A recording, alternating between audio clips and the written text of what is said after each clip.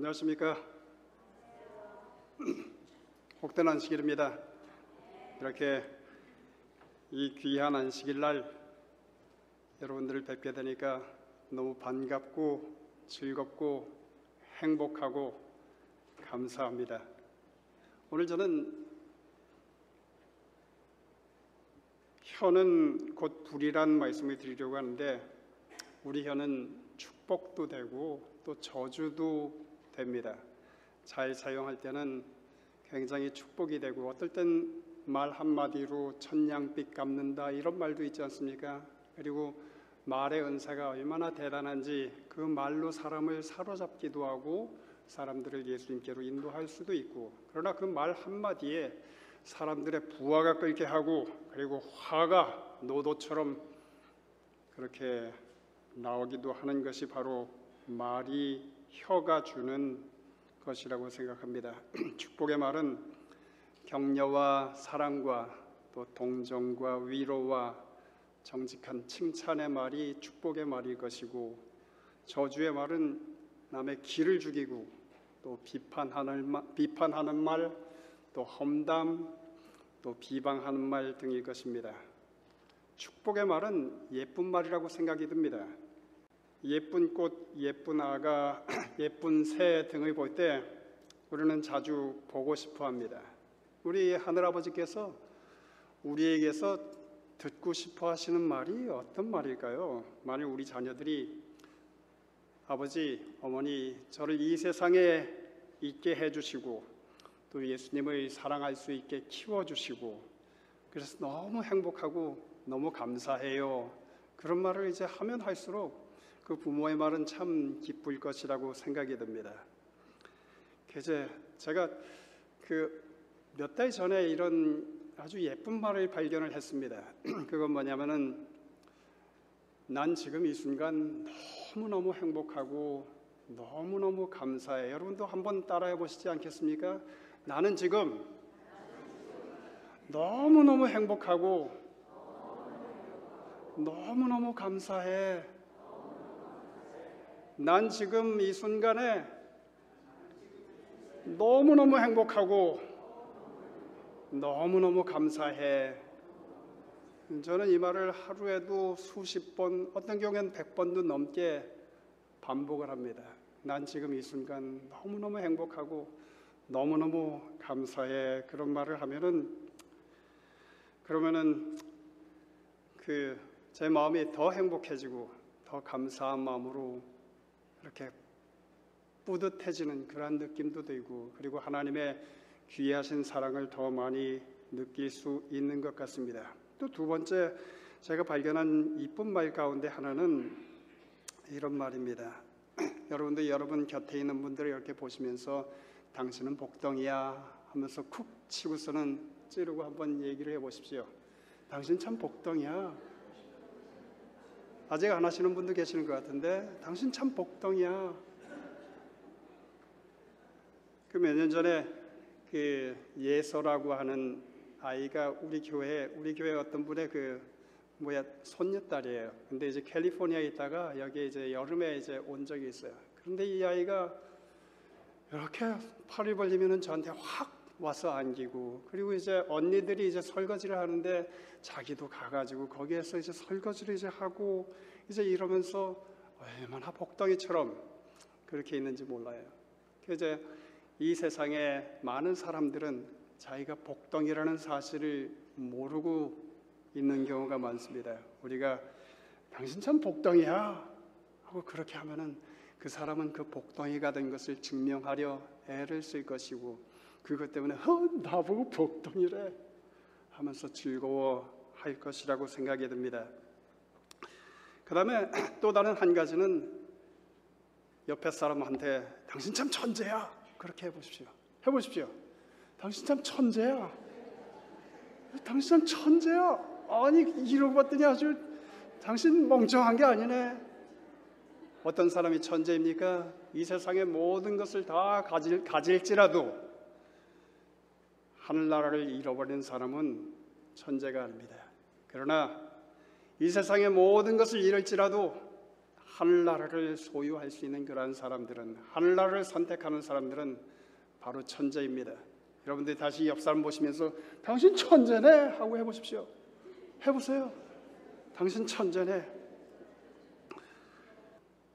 그런데 어느 날 제가 로마서 1장 30절과 32절을 보았더니 이런 말씀이 있더라고요. 수군수군하는 자요 비방하는 자는 사형에 해당한다고 기록이 되어 있었습니다. 아니 이건 도대체 무슨 말인가? 수군수군하고 또 비방하는 자는 사형에 해당한다고요. 수군수군한다는 말은 공중이 모르게 은밀히 남의 험담을 하는 자를 말하고, 또 비방하는 자란 공적으로 남을 악평하는 자를 말합니다. 그래서 수군수군하거나 비방하는 자는 사형에 해당한다고 로마서 1장에는 그렇게 얘기를 합니다. 그리스도를 나타내자 224쪽에는 이런 글이 실려 있습니다. 그리스도의 교회를 가장 위태롭게 하는 것은 세상의 반대가 아니다. 가장 무서운 재난을 일으키고 하나님의 사업의 발전을 가장 확실하게 방해하는 것은 신도들의 마음속에 품은 악이다. 시기심과 의심과 험담과 악한 추측을 품는 것보다 영성을 약화시키는 더 확실한 방법은 없다 그랬습니다. 교회를 가장 위태롭게 하는 것은 세상의 반대가 아니라 수군수군하고 또 시기심, 의심, 험담과 악한 추측을 하는 것이라고 여기에 얘기하는 것입니다. 종종 험담은 교회와 하나님의 사업을 위하는 것처럼 전달이 됩니다. 그러면서 자신들이 비방하는 대상을 잘근잘근 씹습니다. 사단이 그랬습니다. 뭐라 그랬냐면은 에덴 동산에서 하와에게 뱀을 통해서 이렇게 얘기를 합니다. 하나님이 참으로 너희더러 동산 모든 나무의 실과를 먹지 말라 하시더냐. 그랬더니 하와가 동산 중앙에 있는 모든 나무 실과는 먹지도 만지지도 말라, 너희가 죽을까 하노라 라고 대답하자 사단이 결코 죽지 아니하리라, 너희가 그것을 먹는 날에는 너희 눈이 밝아 하나님과 같이 되어 선악을 알 줄을 하나님이 아심이니라 라고 말을 했습니다. 다른 말로 하면은 에이 그건 거짓말이야. 너희가 하나님같이 될까 봐 먹지 말라고 하신 거야. 너희는 안 죽어. 하면서 하와의 마음속에 의심을 북돋워 주었습니다. 살살 하나님을 거짓말쟁이, 또 당신 자신만을 위하는 이기심쟁이, 또 그분의 말씀을 따르면 불이익을 당할 것이라는 암시를 준 것입니다. 종종 교회에서도 교인들 간에도 그런 말들이 오고 갑니다. 그 집사님은 다 좋은데 어쩌고 저쩌고 라고 하든지, 그 사람 얘기 들어봤어? 혹은 이거 아무에게도 하지 않은 말인데 또 지금 하는 말 아무에게도 말하지 마 라고 하면서 어떨 때는 근거 있는 소문을, 어떨 때는 근거 없는 소문을 퍼뜨립니다. 교회증언 5권에는 이런 글이 있습니다. 한 사람이 실수할 때 너무도 흔히 다른 사람들은 할 수 있는 대로 그 상황을 나쁘게 보이게 할 자유가 있다고 느낀다. 아마도 다른 어떤 면에서 동일하게 큰 죄들을 충분히 짓는 자들도 그들의 형제를 가혹하고 통렬하게 취급할 것이다. 무지와 부주의와 약점 때문에 범한 실수도 고의적이요 계획적인 죄로 과장된다. 영혼들이 그릇된 길로 나가는 것을 볼 때 어떤 사람들은 팔짱을 끼고 서서 내가 당신에게 그렇게 말했지, 나는 그들은 전혀 의지할 만한 사람이 못 된다는 것을 알고 있었지 라고 말한다. 이와 같이 하여 그들은 그들의 악한 추측이 옳은 것으로 입증되었다고 마음으로 환호하면서 사단의 태도를 취한다 그렇습니다. 누군가가 실수를 하면은 나 걔 그럴 줄 알았어. 이런 식으로 말하는 것이 자유롭게 느껴지는 그러한 세상이 되어버린 것입니다. 그것이 세상뿐만 아니라 이 교회에서도 그렇게 된다고 한다면 사단이 얼마나 좋아할까요? 물론 실수를 범한 혹은 죄를 범한 영혼에게 괜찮아, 그건 죄가 아니야, 아무 염려하지 말고 너 하고 싶은 대로 다 해 라고 말하는 것이 옳다는 얘기는 아닙니다. 그 영혼을 구원하기 위해 마태복음 18장에 나오는 지침대로 첫 번째, 그 영혼과만 직접 깊은 사랑과 동정심을 가지고 조심스럽게 얘기를 해 주어야 할 것입니다. 두 번째, 그 말을 듣지 않거든 한두 사람을 데리고 가서 얘기해 주어야 할 것입니다. 그래도 듣지 않으면 세 번째는 교회에 말해야 할 것입니다. 이 모든 경우에 데리고 가는 사람들은, 그 한두 사람이나 교회 모두는 그 영혼을 판단하고 질타하기 위한 것이 아니라 그 영혼을 예수님께로 인도하기 위해서 그렇게 해야 할 것입니다. 요한복음 8장에 나오는 바리새인들은 현장에서 가늠한 여인을 잡아다가 고소할 조건을 얻고자 하여 예수님 앞에 세웠습니다. 그들은 아주 의기양양했습니다. 현장에서 붙잡았으니까 현장 체포, 이제 빼도 박도 못하는 증거를 가지고 와서 만일 예수님께서 그 여인을 정죄하지 않는다면 모세의 율법을 멸시한다고 비방할 것이고, 만일 예수님께서 마땅히 죽어야 한다, 돌로 쳐라, 이렇게 된다고 한다면 로마인들만이 가진 권리를 횡령하는 자로 로마 당국에 고소할 예정이었습니다. 예수님께서는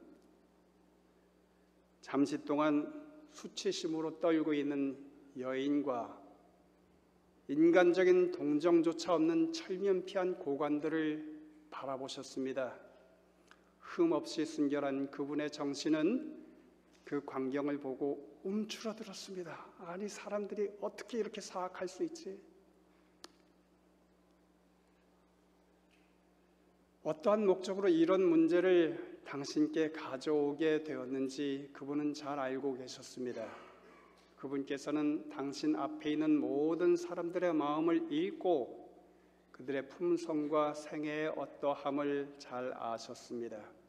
소위 정의의 수호자들이라는 이들이 예수님을 해할 함정을 만들기 위하여 이 여인을 죄짓게 했던 것입니다. 그분께서는 그들의 질문은 들은 척도 안 하시고 몸을 굽혀 시선을 땅에 고정시킨 채 흙에다가 글씨를 쓰기 시작하셨습니다. 그 글씨를, 무슨 글씨를 썼는가, 이 바리새인들과 고소한 사람들이 이렇게 보고서는 자신들의 죄의 비밀들이 거기에 이렇게 적혀 있는 것을 보고 하나 둘씩 그 자리를 피해서 도망을 갔습니다. 나중에 남은 사람은 이 여인과 예수님밖에 없었습니다. 이제 떨고 있는 그 여인에게 예수님께서 나도 너를 정죄하지 아니하노니 가서 다시는 죄를 범치 말라라고 하셨습니다. 우리는 다른 사람들의 잘못을 그들을 정죄하기 위해서가 아니라 그들을 회복시키고 낫게 하기 위해서 보아야 할 것입니다. 어떤 사람이 잘못을 보면 내가 예상한 그대로야, 딱 맞아, 내 예상이 맞았지, 그렇게 하면서 자신의 예측을 자랑하는 것보다 어떻게 하면 그 영혼을 더 낫게 하고 더 위로 올라서서 예수님과 함께 손을 잡게 할 수 있는지를 찾으면서 그런 식으로 보아야 할 것입니다. 옛날에 한 부부가 어떤 부부 세미나에 참석한 적이 있었습니다. 그 부부가 부부 세미나에 참석했을 때 그 세미나 강사가 이런 얘기를 들려주었습니다. 이제 여러분들이 집에 가시면은 집에 가서 배우자와 함께 장단점들을 이렇게 다 이렇게 나눠 보라고. 그래서 장점과 단점이 무엇인지, 특별히 단점들을 이렇게 얘기를 해서 그 단점들을 어떻게 고칠 수 있는지 그것들을 해결책을 한번 찾아보도록 그렇게 얘기를 했습니다. 그때 이제 이 부부가 그 세미나에서 돌아와서 이제 부인이 남편에게 얘기했습니다. 우리도 한번 해볼까? 그래서 남편이 머리를 극적였습니다. 그러자 이제 한번 해보자고. 그러면서 이제 부인이 이제 얘기를 하는데 남편이 당신부터 해봐. 그러니까 이제 이 부인이 얘기를 했습니다. 당신은 먹을 때 호로록 소리를 내고 먹는데 주위 사람도 생각해가지고 앞으로는 좀 교양 있게 드시라고 뭐 이제 이런 얘기들을 그냥 쭉쭉쭉쭉 쏟아냈습니다. 그 다음에 남편 차례가 되었습니다. 남편이 손을 턱에다가 이렇게 대고 아내의 얼굴을 보면서 한참 보면서 생각을 했습니다. 남편 입에서는 아무 말도 나오지가 않습니다. 아내가 남편의 턱을 괴고 있는 모습을 보니까 옛날 자기가 연애했을 때 그 듬직했던 그 남편의 모습이 보였습니다. 결국 한참 있다가 그 남편이 말했습니다. 아무리 생각해도 생각이 안 나는데 우리와 친한 이들 또 특히 가족들과 조제연합교회 하나의 가족들의 단점을 떠올려 보려고 할 때 우리도 이래야 되지 않을까요? 어느 누가 자신의 단점을 물어도 그 사람 너무 좋아 라는 답을 해줄 수 있는 가족이 있다고 한다면 얼마나 좋을까요? 이사야 1장 18절에는 여호와께서 말씀하시되 오라 우리가 서로 변론하자. 너희 죄가 주홍 같을지라도 눈과 같이 희어질 것이요 진홍같이 붉을지라도 양털같이 되리라고 하신 예수님께서 아무리 네 단점을 생각해 보려고 해도 너무 하얘. 우리 모두는 예수님의 보혈로 하얘지고 흰 눈처럼 또 양털처럼 하얘진 그러한 사람들이 되기를 원하고 그렇게 판단받고 대접받기를 원할 것입니다. 그래야 히브리서 4장 16절에 있는 것처럼 그러므로 우리가 긍휼하심을 받고 때를 따라 돕는 은혜를 얻기 위하여 은혜의 보좌 앞에 담대히 나아갈 수 있지 않겠습니까? 찬미가 722장에는 이런 찬미가 있습니다. 주 보혈로 날 사하심은 그 뜻이 깊고 크셔라. 상하심과 죽으심이 날 위한 주의 큰 사랑. 놀라워라 그 사랑이 날 위해 죽으신 사랑. 놀라워라 그 큰 사랑. 날 위해 베푼 주님의 큰 사랑. 주님께서 우리를 보실 때 아무리 네 단점을 생각해봐도 내 보혈로 가리워졌을 때 너는 너무 하얘. 단점이 생각이 안 나. 우리 모두는 다 그런 용서를 받고 싶어 할 것입니다. 우리 각자의 부족한 점들을 잘 알고 계신 예수님께서 우리의 높은 부르심이란 책을 통해 이런 말씀을 주셨습니다. 예수 그리스도의 사랑의 공로를 생각하라. 그리고 다른 사람의 잘못이나 단점을 찾으려고 하지 말라. 그대가 칭찬하고 인정해 줄 가치가 있는 것들로 그대의 마음속에 떠오르게 하라. 그리고 그대가 다른 이들의 잘못을 분별하는 데 예리했다면 이제는 좋은 것을 인정해 주고 칭찬하는 데 더욱 예민해지라. 그대가 그대 자신을 성찰해 본다면 그대가 다른 이들에게서 보는 불쾌한 바로 그 점들을 그대에게서도 찾을지도 모른다. 그렇다면 서로를 북돋아주기 위해 가장 거룩한 믿음 안에서 끊임없이 일하라고 말합니다. 우리는 격려와 칭찬을 무척 아끼는 경향이 없지 않아 있습니다.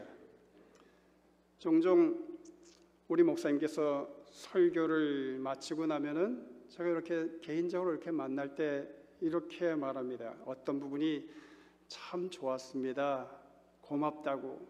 그때 우리 목사님께서 그런 말 해주는 사람 장로님밖에 없다고 그런 얘기를 들은 적이 있습니다.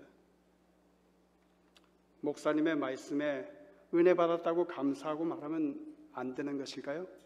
남들보다 먼저 나와서 방송을 준비하는 분들, 또 200~300명의 식사를 준비하기 위해 수고하는 분들, 매주 금요일마다 나와서 꽃꽂이를 하는 집사님, 또 찬양을 인도하고 준비하는 분들, 또 반주하는 분들, 또 수도가 터지지 않게 또 남들 모르게 관리하는 분들, 또 교회를 깨끗이 청소하는 분들, 또 등을 다는 분들, 순서를 맡아서 하는 분들, 또 재직들, 또 조용히 음식을 나누는 분들, 청소하시는 분들, 식당의 의자와 식탁을 정리하는 분들, 또 외로운 이들을 찾아서 방문하는 이들, 교회에 참석하는 분들, 또 온라인 통해서 예배드리는 모든 분들, 그 외의 모든 하늘 가족 여러분 등 우리는 감사를 표현해야 할 분들이 많이 있습니다.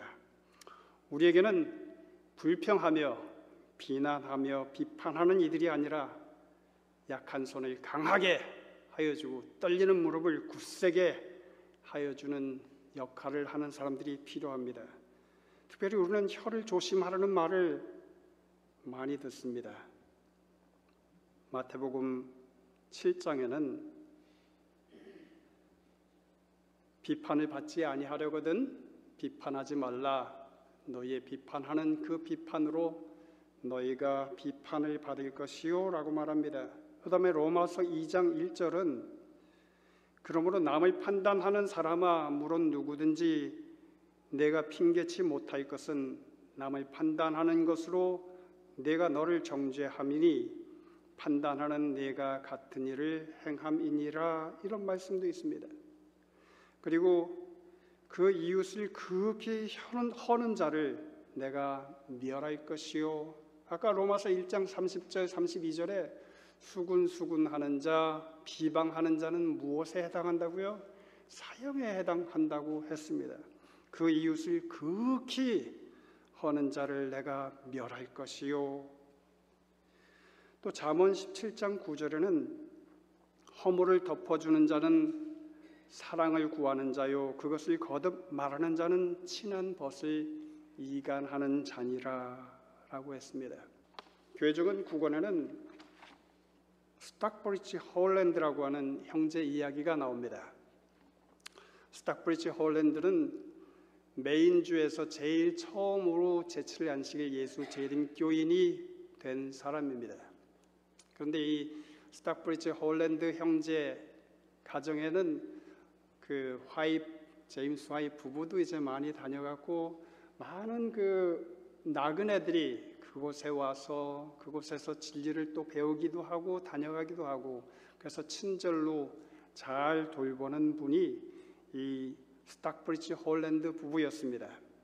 거기에 그 제임스 화이 부부는 그 아들 헨리도 그곳에 맡겨가지고 오랜 동안 있게 했고 그런 다음에 그 아들 헨리가 참으로 기도하는 바른 청년으로 자라났다가 16살에 죽은 일도 있었습니다. 그런데 그때는 그 재림교회가 이제 막 이렇게 그 발전하려고 하는 그러한 시초였습니다. 그런데 많은 그 재림교인들은 적었을 때 그 톱샴에 메인주 톱샴의 안식일 준수자들이 이 스탁브리지 홀랜드의 주방에서 예배를 드렸습니다. 그런데 어느 날 아침 이 스탁브리지 홀랜드는 시간이 되면 정시 이전에 늘 참석하는 걸로 유명했는데 안식일이 되어서 예배를 드리려고 하는데 스탁브리지 홀랜드가 나타나지 않는 것입니다. 그저 얼마 후에 스탁브리지 홀랜드가 들어왔습니다. 그런데 그의 얼굴이 환해져 가지고 들어왔습니다. 이렇게 말한 것입니다. 형제들이여, 제가 발견했습니다. 저는 베드로후서 1장 10절에 너희가 결코 실족하지 아니하리라고 한 하나님 말씀대로 우리가 행동할 수 있다는 것을 발견했어요. 그것에 대하여 지금 여러분들에게 말씀드리겠습니다.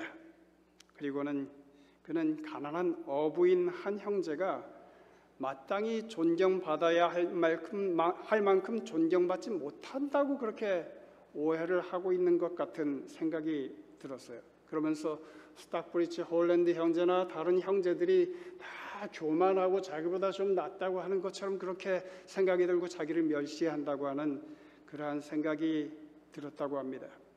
그래서 그 어부 형제가 몇 주일 동안 집회에 참석을 하지 않았어요. 그런데 이제 스탁브리치 홀랜드 형제가 그 어부 형제의 집에 찾아갔습니다. 그리고는 그 앞에 무릎을 꿇었습니다. 형제여, 저를 용서해 주십시오. 제가 당신의 마음을 상하게 한 것이 무엇인지 알려주십시오. 그랬더니 이제 이 어부 형제가 에이, 그런 거 없습니다. 일어나세요. 이제 이러는 거예요. 그래서 좀 제가 형제의 마음을 상하게 한 것이 있으면 좀 얘기를 해달라고 했더니 일어나세요. 그런 거 전혀 없습니다. 그랬더니 홀랜드 형제가 아닙니다.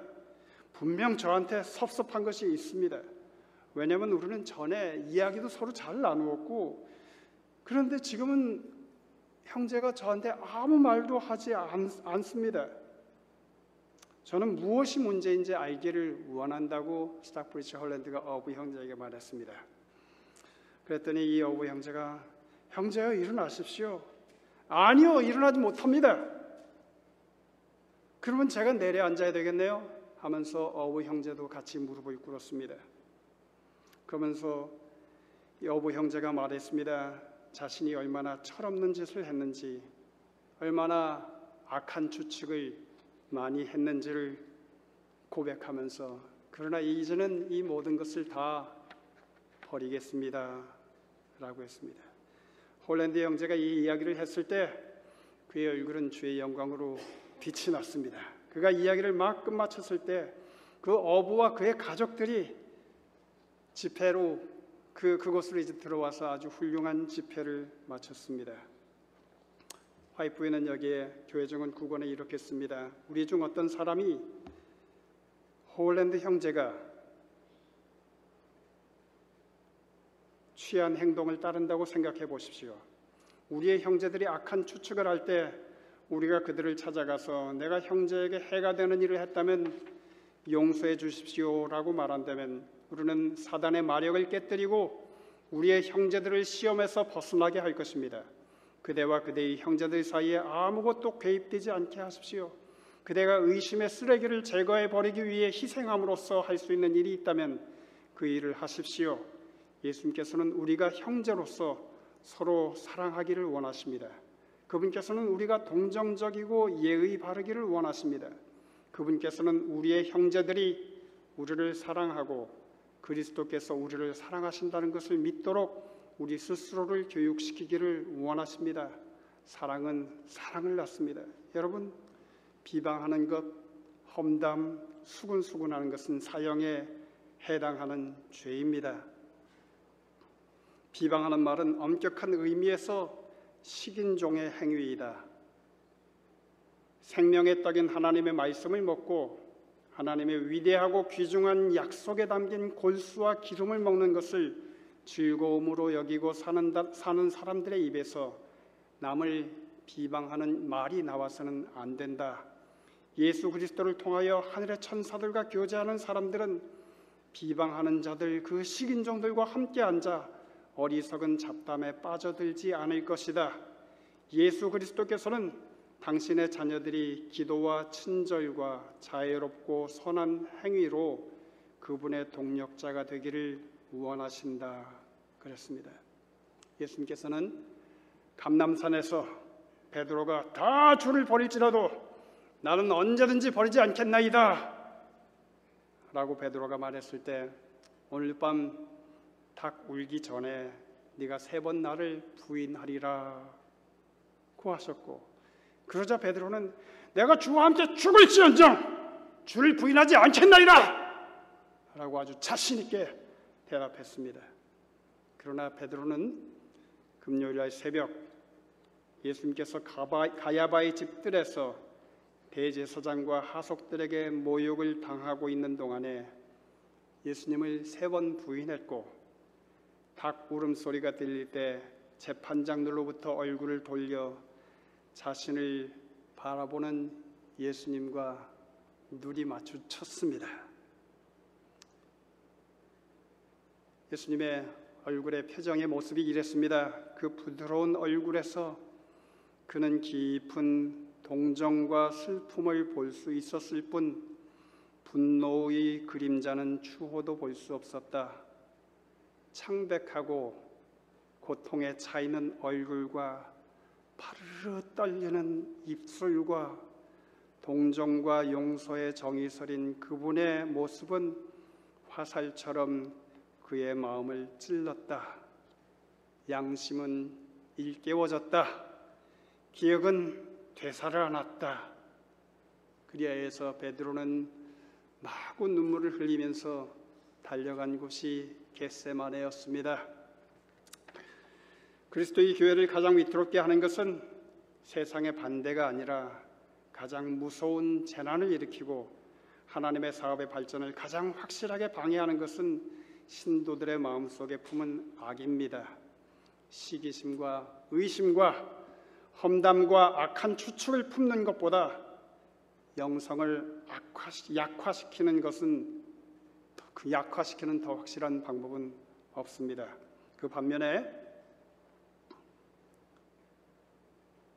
하나님께서 당신의 아들을 세상에 보내신 것에 대한 가장 강력한 증거는 당신의 교회를 구성하고 있는 여러 다양한 기질을 가진 사람들 가운데 존재하는 조화와 연합이다. 이것을 증거하는 것은 그리스도를 따르는 사람들의 특권이다. 그러나 이 일을 행하기 위해서 그들은 자신들을 그리스도의 명령 하에 두어야 한다. 그들의 품성은 그리스도의 품성에, 그들의 뜻은 그리스도의 뜻에 따라야 한다. 여러분들이 서로 간에 싸움하는 그러한 가족을 보는 것처럼 보기 싫은 모습은 없습니다. 또 하늘 가족이라고 하면서 서로 비난하고 험담하며 싸우는 교우들을 보는 것은 참 보고 싶지 않은 모습입니다. 사람들이 우리 가정에 오면 또 우리 교회에 오면 서로 화목한 모습, 서로 위하며 격려하는 모습, 강한 자가 마땅히 연약한 자의 약점을 담당하고 자기를 기쁘게 하지 아니하며 서로를 위하는 그러한 모습을 보게 되다면 우리 교회를 찾는 이들이 더 많게 될 것입니다.